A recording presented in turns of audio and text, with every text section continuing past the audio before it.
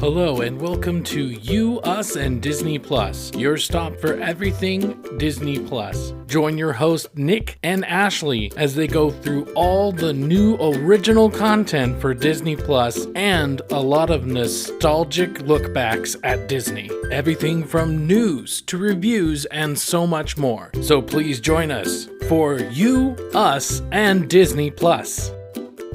Hello and welcome to the magical world of Disney. I am your host, Nick. Here with me is my lovely wife, Ashley. And welcome back. This is episode 2 of You, Us, and Disney Plus. I'm so excited. We actually have a little bit of a fan base growing. It's a tiny one. It's so like small. The one in my belly. Like the one in our belly, which speaking of, I know this is for Disney Plus, but we happen to find out today what we're having. We're having another girl. So you got to know us a little bit in the first episode. We already have a daughter. Now we're going to have a second daughter. Yeah. So we're going to have so many daughters, you know. So. And no money, because Nick has no control. I have no control, you know. I mean, She gives me puppy dog eyes, and I say no. She gives daddy puppy eyes. Please. Okay. I can't help it. And now, yeah, we're definitely going to be broke. I'm going to have to work 5 jobs because I also can't say no to my wife either. I just like spoiling my girls. Is that a crime? So today's going to be a little bit more structured because, you got to know us and now we want to try to show how the show itself is going to be and, the different segments we're going to have. So today we're going to start off with a little bit of news. This is the Disney Plus News Update.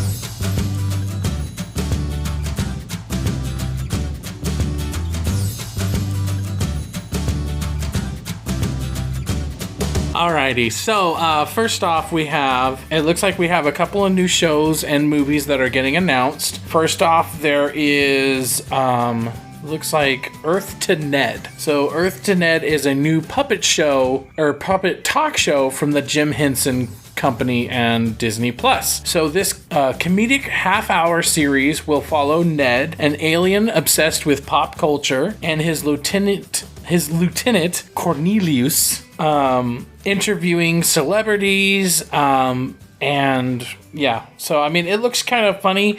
I mean, if anything, it looks like they're trying to do a take on like the old Muppet Show, right? But now it's set up like a Jimmy Fallon or Conan O'Brien kind of thing, where instead it's just an Alf type character, So I mean, it looks fine. I mean, really, we don't have a trailer for it or anything like that, but I'm really up for anything right now, just because like Jim Henson and that company is probably one of my favorite like movie series of all time. You got Muppet Christmas Carol, Muppet Treasure Island, Muppet Meets Manhattan, Muppets in Space. Like, I love all of them, and I just like all the characters in general. Like, I didn't watch a lot of the Muppet Show back when I was a kid, but it was something that, like, if it was on, I would definitely, like, sit through the entire thing, so... No. Next up, you'd like this. I don't know. Lizzie McGuire is coming back, and it's coming on Disney Plus. So, I don't know if this is a working title or this is just saying Lizzie McGuire Family Reunion, but it does look like, okay, so the news says McGuire's Assemble. I'm like, really? So it looks like everybody from the original cast is returning. And so I think this would be interesting because obviously the last time we had like Lizzie McGuire, she was a lot younger. So her seeing like a cartoon in her head was like her way of like working through a lot of whatever was going on in the show or her personal stuff or whatever. So it'd be interesting to see like that same thing. But now I don't imagine that the cartoon's going to be around anymore. Because I feel like a 30-something-year-old seeing cartoons in her head, that's not a show about a girl anymore. That's a show about a mental patient. So I don't know what they're going to do on that end. But in general, I feel like be honest, would you have rather this or even Steven's come back? I don't know. I think I liked Even Stevens more than Lizzie McGuire. Way more. So I don't know. Who knows? Maybe if this does good, they'll just start bringing everybody back. There's no way they're getting Shia LaBeouf back, though. I don't know. way. What is he doing, honestly? Not great. No, I mean, yeah, that's what I'm saying. Like, he's not doing a lot. So, then on the movie side, we have a new show, or not new show. We have a new movie with Willem Dafoe, and it looks like it's kind of a dog sledding movie. It's called Togo. It's actually, what's the subtitle for it? It's called Togo and the Untold True Story. Oh, okay. That's just... I thought it was Balto at first when I saw it, and then I saw Right. Togo. I goes, what? Wait a minute, what? So, it looks like Leonhard Sapala, which is the Willem Dafoe character, and his dog Togo go through their run to bring antitoxin serum in the winter of 1925. You're right, it is Balto. Baltimore. Balto. Yeah, it's Balto. That's totally Balto. Unless they just changed the name. Like, yeah, I don't know if that is like, because... But it looks like, Balto. Yeah, it looks... it looks and sounds like Balto, so, interesting. What year was Balto? I don't know what year it was made, but I also don't know what year it took place. So, either one of those would not help. All right, then next up we have the Mandalorian's release schedule. This is interesting because you would think that, they would all come out week to week, but it does look like, okay, so the first one's on the 12th, next one's on the 15th, so that's only 3 days. Then on the 22nd, so it looks like once it jumps from the 15th to the 22nd, that's when it starts doing 7-day intervals. But then we get to December 18th, which is the Pan-Ultimate episode. So then the season finale, we have to wait from the 18th to the 27th. Which makes sense because it's Christmas. True. So don't get your little panties in a I'm bunch. just saying that 7 days from then would make it the... Oh, okay. Yeah, exactly. Yeah. Well, still, there's plenty of people out there. I'm really surprised that they're doing it the super... 27th. Normally, they would make you wait until after New Year's. Right. So don't start with that. Right. Hey everybody, after recording this, actually the new trailer for Mandalorian came in. It seemed newsworthy and we did bring it up in the show, so I decided to react to it. So please enjoy. I'm just going to give my quick impressions on it. Ashley was not available, plus she's not super excited about it. So, it'll be just me on this one. Okay, we got some Imperial people on steaks, okay. Got frozen and carbonate. God damn, this looks gorgeous. God dang. Kicking some ass. A furry rhino. What? Was that? Hold on. Was that Bill Burr? Holy crap. I think it is. That's Bill freaking Burr. What is Bill Burr doing in the Star Wars? Oh my gosh. Get hyped. Yeah, the only thing I can't distinguish from this trailer is still the overall plot. We mentioned it last episode, are we going to be getting a case of the week where he goes on a bounty hunt of the week, and so there's those and then there's an underlying story, or is this all going to be one storyline? Because there's definitely some of the trailer where it shows him having a bunch of people frozen in carbonate. It shows him going after a couple people, he grappling hooks that one guy and then he shoots at him, and so he ends up shooting him, dead or alive, So, is that how the episodes are going to be structured? Or are they going to be here's the bounty hunt of the week, and oh, by the way, here's, the side story, the underlying story that, pulls all the episodes together, but is kind of the secondary focus until the last, 1 or 2 episodes where, it really comes into play or something. So, yeah, I'm really interested in seeing it. Bill Burr's in it for some reason. Why is Bill Burr in this? So you probably heard me react. I'm like, okay, that's Bill Burr. And I checked. I was like, I'm pretty sure that's him. And so I checked on Google. I'm like, yeah, that's freaking Bill Burr. What the heck?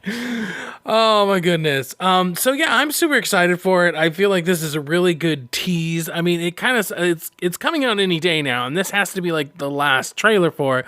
So on the one hand, I would have liked a more definite, this is what it's about and everything. But at the same time, I like the mystery, and I'm not seeing anything that's standing out as, this might be, a really bad series. This looks really cool. It's going to be really awesome. All right, back to the show. By the way, Balto was 1919. 1919. Okay. So, I mean, they changed it by 10 years. I mean, it happened back in the 50s, but in the newest one, they changed it to the 80s because they were trying to Who cares about it? I'm talking about freaking Balto. I'm just saying that they could have changed it. And then this goes perfectly into our random movie of the week. I just hope they do it good and it actually works. So, Hocus Pocus 2 is officially in the works for Disney Plus. Now, there was definitely some rumors and everything going on for years that there was going to be a Hocus Pocus 2. So now it's official and it's going on Disney Plus. So, I mean, other than what you already said, which is you hope it does good, what are your thoughts on the fact that it's going to Disney Plus? I think it's fine that it's going to Disney Plus. I mean, I don't see there an issue with that. Yeah. I mean, I think it's interesting because kind of like we were talking about last time with Lady and the Tramp. They didn't pick a big movie to be one of their first, Flagstaff moments. Instead, they picked kind of one that's still a classic by all means, but it's not one where if they messed it up somehow, they could just be like, well, it's Disney Plus, no wonder. And so the same thing, like, I feel like a lot of people love Hocus Pocus, but I also do feel like it has this sort of like cult classic feel to it. Yeah. Where it's like, you would, unless you're like just a huge Disney fan, there's probably plenty of people out there that probably don't even know it's made by Disney, other than, it goes, whoa. That was the intro. That was horribly done. Something like that. I don't know. You're horrible at that. Yeah, very horrible. Very horrible. So speaking... It will be interesting, though, because Hocus Pocus, the first one, is a very dark movie. Yes. And they don't make dark Disney movies anymore. They don't. I mean, other than, like, Pirates of the Caribbean, like, there's definitely some parts in the later ones that were like, this is PG-13 still, right? Like, I think they open one where there's, like, a crow pecking out somebody's eye, and it's like, okay. But speaking of Hocus Pocus, that was our rando movie of the week. And so this is going to be mainly a kind of book club kind of thing that we have every week. We have a random movie that we pick out and we watch it. Obviously, it's going to be Disney related.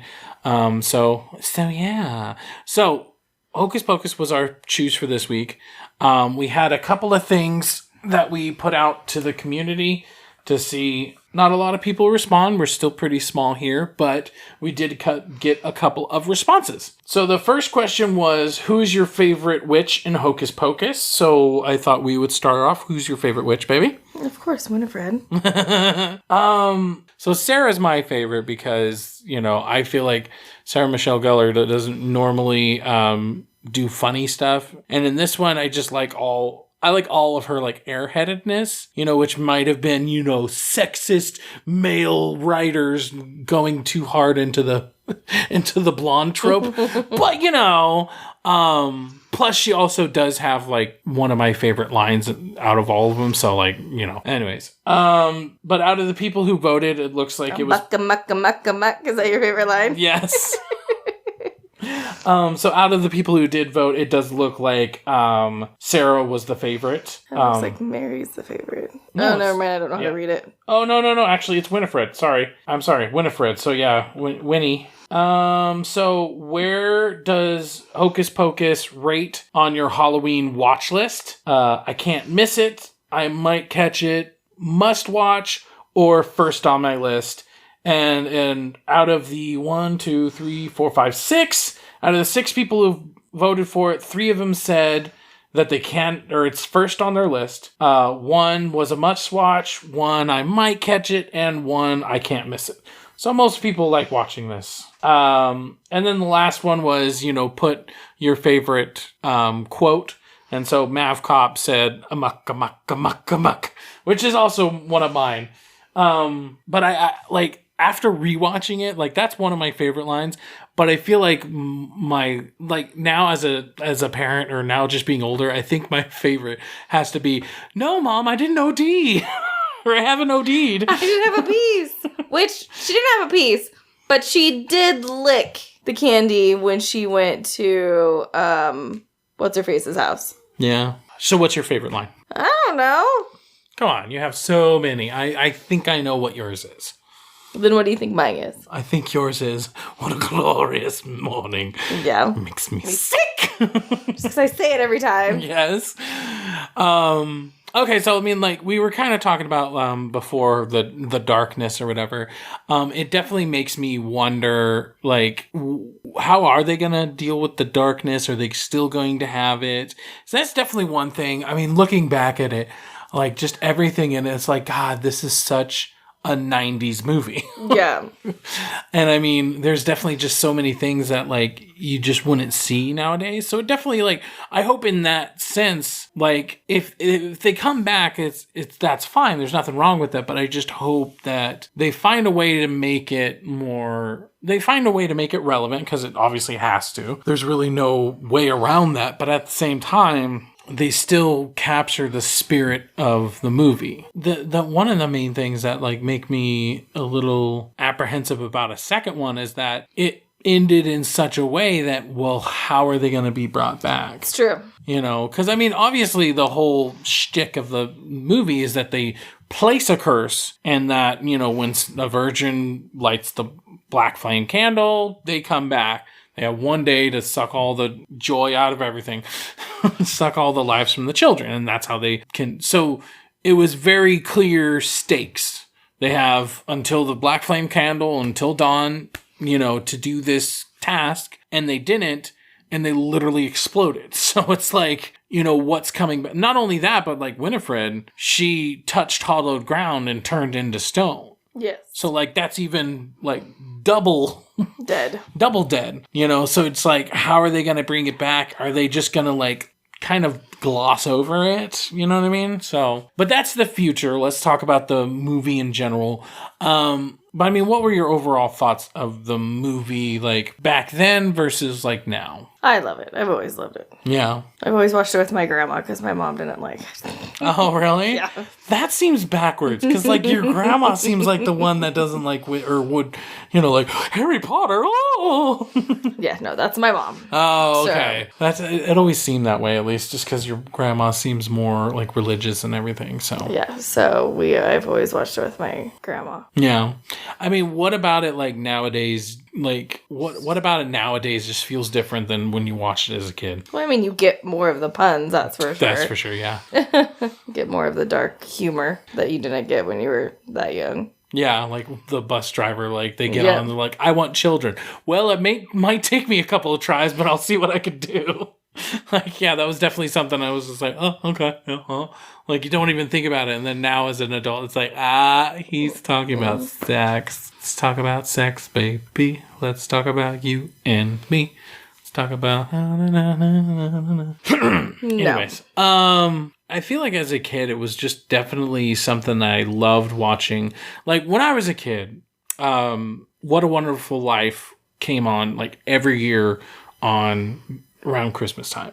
And that was just such a staple of my childhood. And then Hocus Pocus definitely was one of those as well, where it's like Halloween came around, time to watch Hocus Pocus. You know, it always came on TV, and it was always something that I watched. Yeah. You know, so, I mean, it just is so much a part of Halloween for me that it's like, you know, in our particular poll, mine would definitely be, you know, watch it first. Yeah. Way sooner. We watched it in September this year. I know, right? Zoe and I did. You girls are weird. But you also watch Grinch off season too, and it's just no, that's her fault. Oh, yeah, she likes probably the new one. I usually wait at least until after Thanksgiving to watch Jim Carrey's The Grinch. What would you say is your favorite thing about the movie? Whether it be, you know, like one of the characters or whatever. Like, what's your favorite thing? When you think Hocus Pocus, you think this?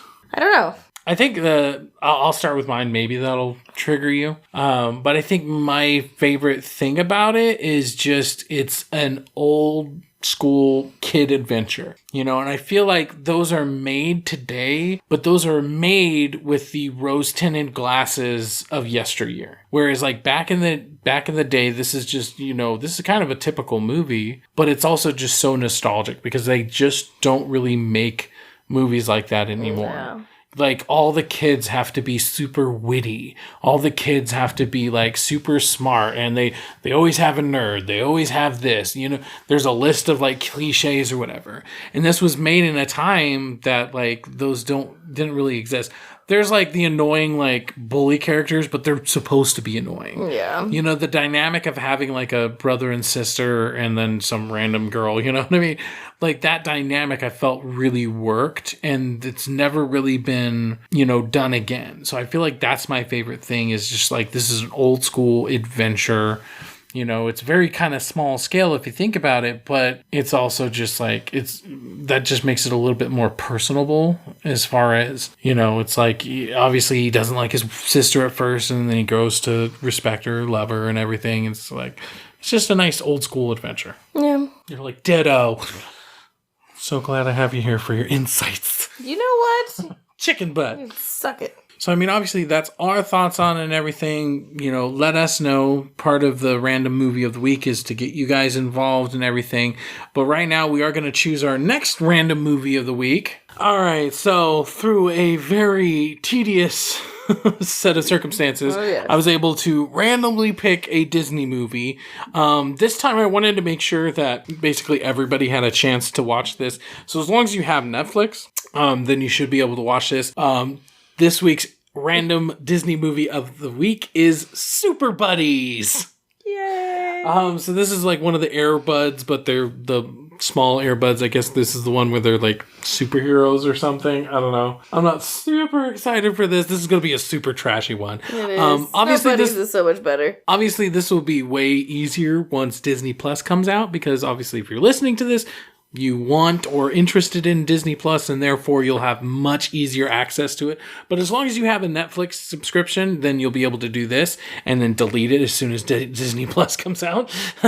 But that's the next random movie of the week. If you would like to join with us on our random movie of the week as our kind of book club movie, viewing experience, make sure you can go to our Twitter on You, Us, and Disney. Or you can even email us at youusanddisney@gmail.com, and you can give your impressions on it, what you thought about it, and everything. Just whatever you think, we'll read it up on here. All right, so once again, my name was Nick. And I'm Ashley.